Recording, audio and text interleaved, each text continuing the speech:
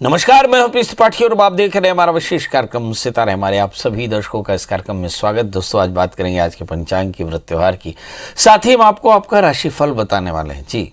इसके अलावा आज चर्चा करने वाले हैं देवशयन एकादशी की जी। कहते हैं कि आज भगवान सो जाएंगे, तो कैसे भगवान का शयन कराएं और कब भगवान जागेंगे, जागने और सुलाने के समय हमें क्या करना चाहिए और बीच के दिनों में हमें क्या करना चाहिए, ये भी चर्चा करेंगे। इसके अलावा आपके फ़ोन कॉल्स होंगे, आप सीधे फ़ोन करके अपने प्रश्न पूछ सकते हैं। हमारा फ़ोन नंबर है 07714008777। अब से आधे घंटे तक लगातार ये फ़ोन लाइन खुली रहेगी और हमें आपके फ़ोन का इंतज़ार रहेगा। तो चलिए कार्यक्रम की शुरुआत करते हैं और जानते हैं आज का पंचांग। आज शुभ संवत 2078 शक 1943 सूर्य दक्षिणायन का आषाढ़ महीने की शुक्ल पक्ष की एकादशी तिथि है और दिन मंगलवार। आज एकादशी 7:18 तक, अनुराधा नक्षत्र रात्रि को 8:33 तक। आज चंद्रमा वृश्चिक राशि में होंगे। आज का राहु काल 3:28 से 5:07 तक होगा। तो दोस्तों, ये तो था पंचांग और अब बात करते हैं हरिशयन एकादशी की जी। वैसे हमारा देश कृषि प्रधान देश है, इसलिए हमारे देश के जितने भी त्यौहार हैं, जितने भी पर्व हैं, जितने भी पूजा पाठ या जितने भी संस्कार किए जाते हैं, वे सारे कहीं न कहीं कृषि से जुड़े हुए हैं।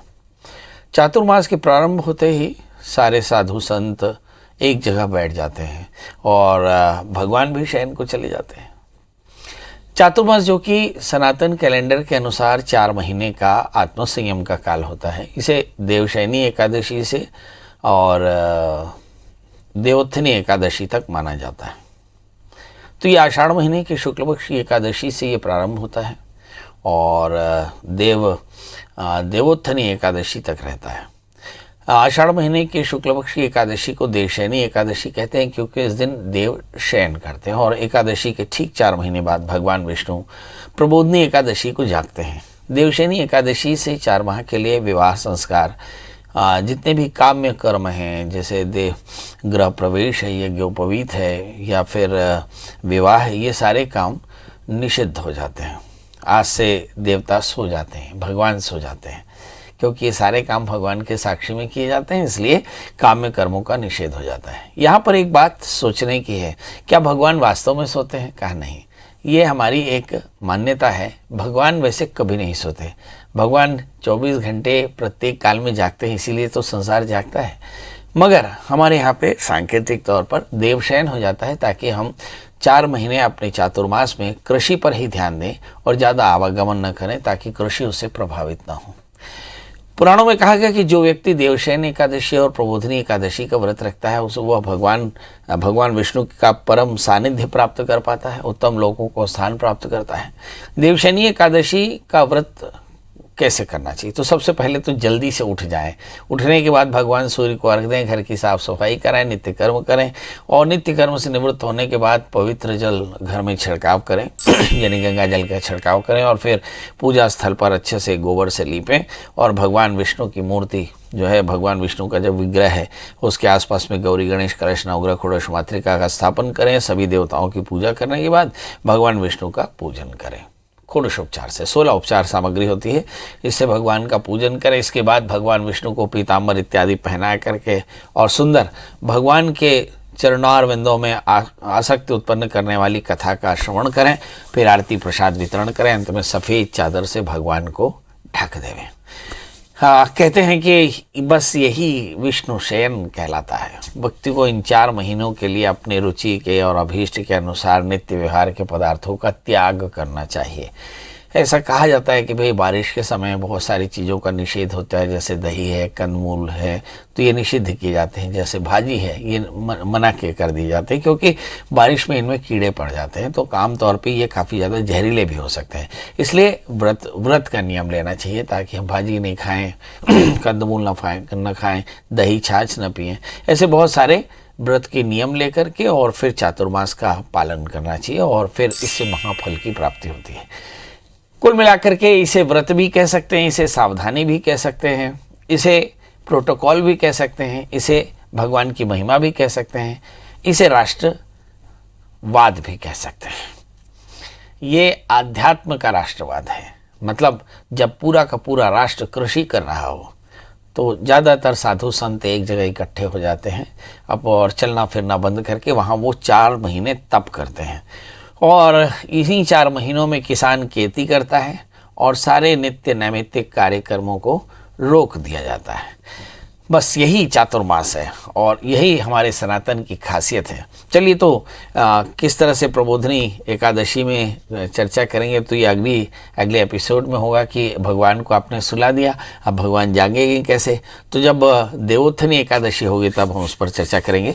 इस 4 महीनों में किसी भी प्रकार के नित्य कर्मों का निषेध होता है और मोटे तौर पर चातुर्मास में केवल कृषि के काम किए जाते हैं। इसके अलावा आप देखिए कि श्रावण का महीना है तो पूरे भगवान शिव की पूजा होगी और फिर दुर्गा की पूजा, गणपति की पूजा होगी, लक्ष्मी पूजन होगा, ये सब कुछ होगा, मगर नित्य नैमित्तिक कामों की निवृत्ति रहती है। चलिए, इसके बाद हमारे साथ कॉलर जुड़ चुके हैं। किरण जी, आपका बहुत बहुत स्वागत है। क्या जानना चाहती हैं? प्रणाम पंडित जी। जी बताएं। मुझे अपनी बेटी के बारे में जानना है। 20 अगस्त 92 सुबह 10:15 से 11:15 के बीच है और धमतरी है इसका जन्म स्थान। क्या जानना चाहते हैं? इसका स्वास्थ्य ठीक नहीं रहता है। इसके आगे अभी स्वास्थ्य की बेटी के बेटा? बेटी है मेरी।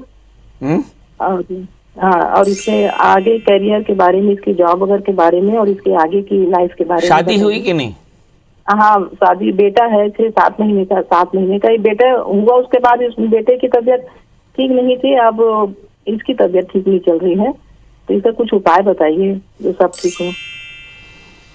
चलिए आइए देखते हैं। 12 चौक 48। इन्होंने पढ़ाई क्या की है?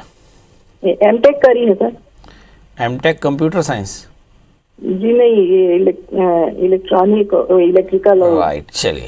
चलिए इनका जन्मलग्न तुला है और इनकी जो राशि है वो है मेष। 3रे स्थान में राहु। मुझे ऐसा लगता है इलेक्ट्रॉनिक्स, कंप्यूटर, आईटी, इन सब के लिए लीड करने वाले प्लेनेट राहु 3रे स्थान में। 11वें स्थान में सूर्य बुध गुरु और साथ में सूर्य शुक्र गुरु और साथ में बुध दशम स्थान में है। 8वें स्थान में मंगल।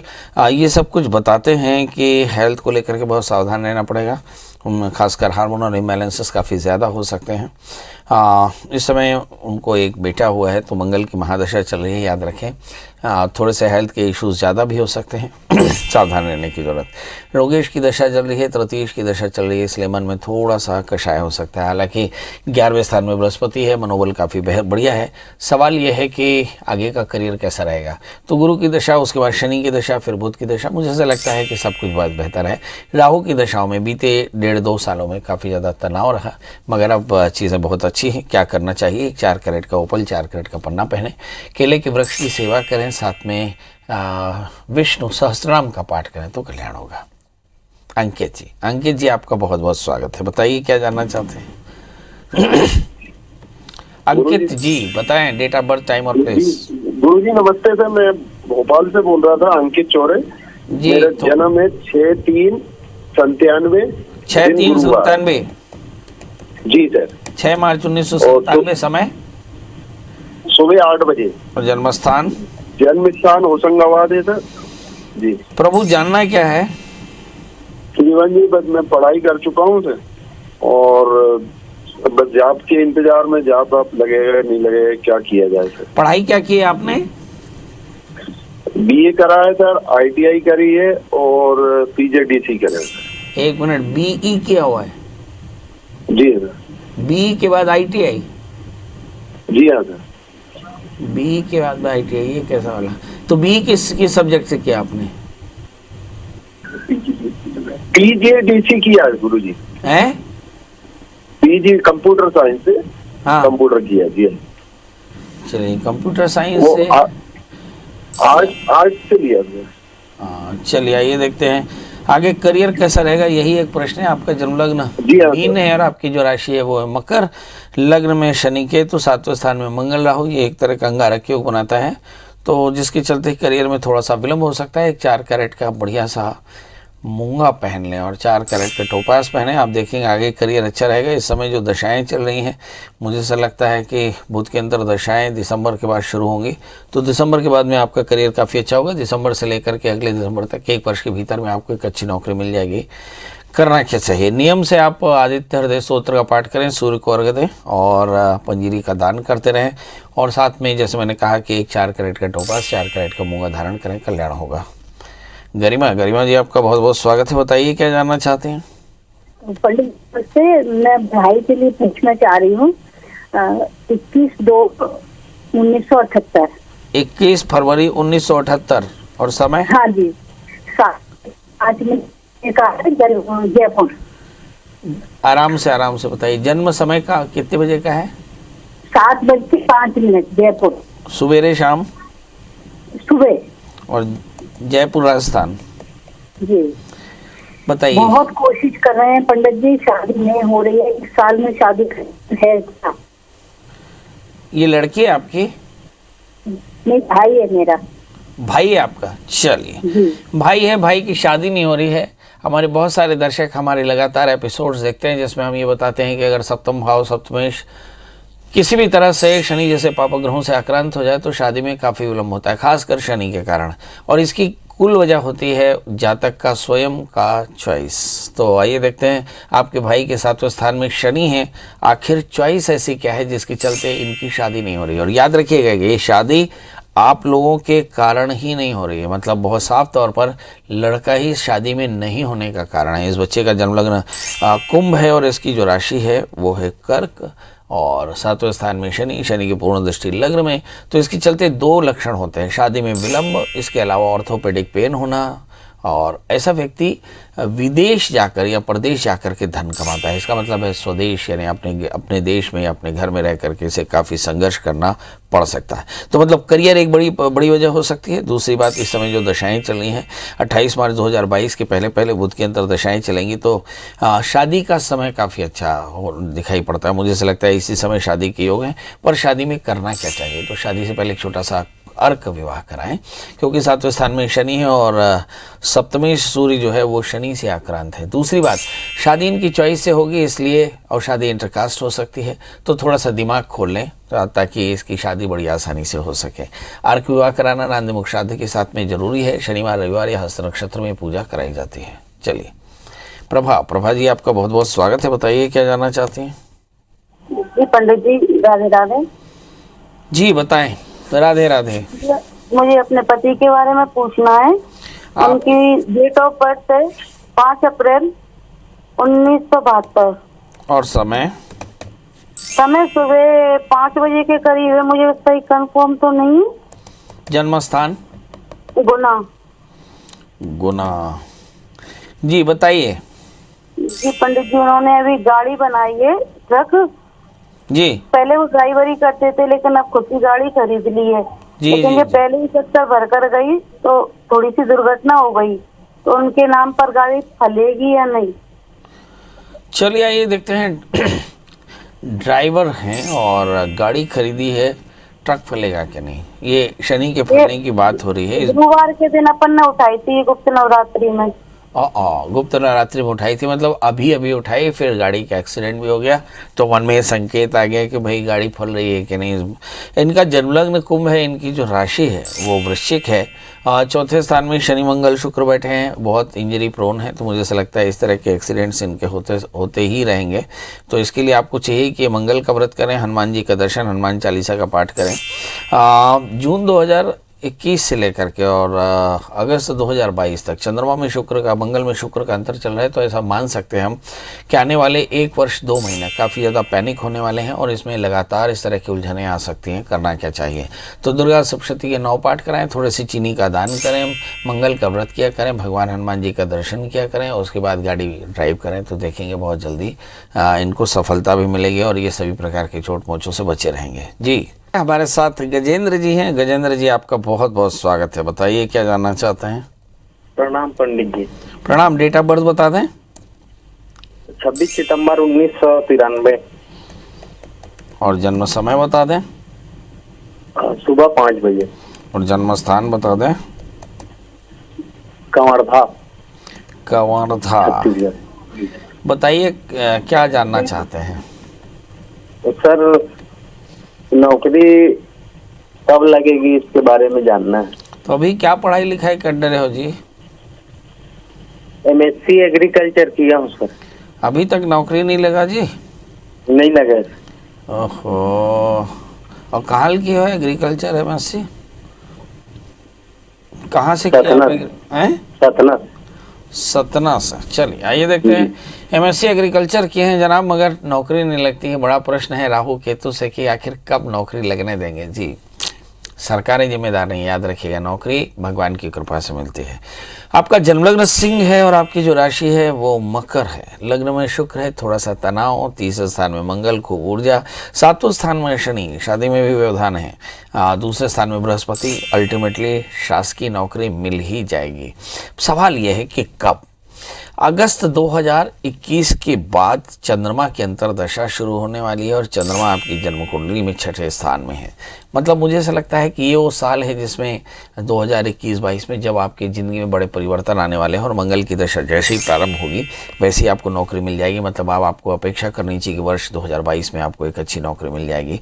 अगर आपकी शादी ना हुई हो तो शादी से पहले छोटा सा विवाह कराना बिल्कुल ना भूलें, क्योंकि शादी और करियर दोनों में काफ़ी परेशानियाँ हैं। अब सवाल यह है कि करना क्या चाहिए। तो आपको एक 4 कैरेट का माणिक के 4 कैरेट का मूंगा दोनों अनामिका उंगली में, दोनों हाथों में अलग अलग पहने। मंगलवार का व्रत करें, हनुमान जी का दर्शन करें, हनुमान चालीसा का पाठ करें, गुड़ और चने का दान करें, तो आप देखेंगे 1 वर्ष के भीतर आपकी नौकरी भी मिलेगी और हनुमान जी की कृपा से सारे काम भी आपके बेहतर होंगे। किरण जुड़ चुकी हैं। किरण जी, आपका बहुत बहुत स्वागत। बताइए क्या जानना चाहती हैं? महाराज जी, मैं मेरे बेटे के बारे में जानना चाहती हूँ।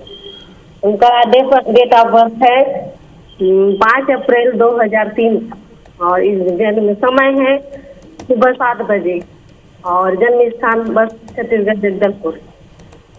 क्या जानना चाहती हैं आप? कि वो बहुत अच्छा पढ़ता था, अब उसकी पढ़ाई में मन नहीं लगता है, उसका करियर आगे क्या होगा।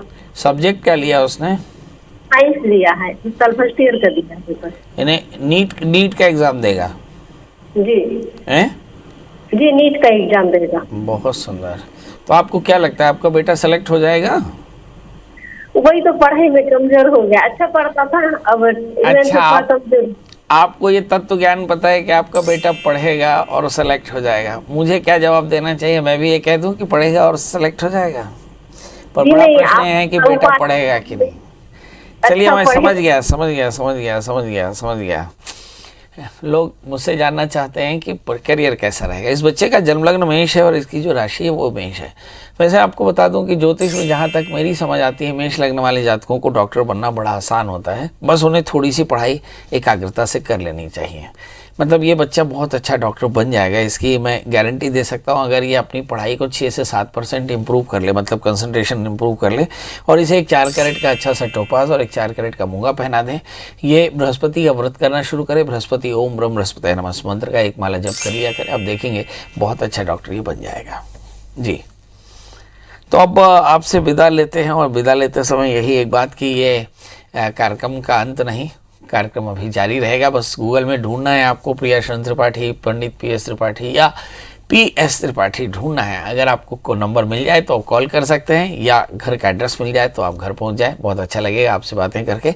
तो दोस्तों, कल फिर हाजिर होंगे ढेर सारी बातों के साथ। तब तक मुझे दी इजाजत। नमस्कार।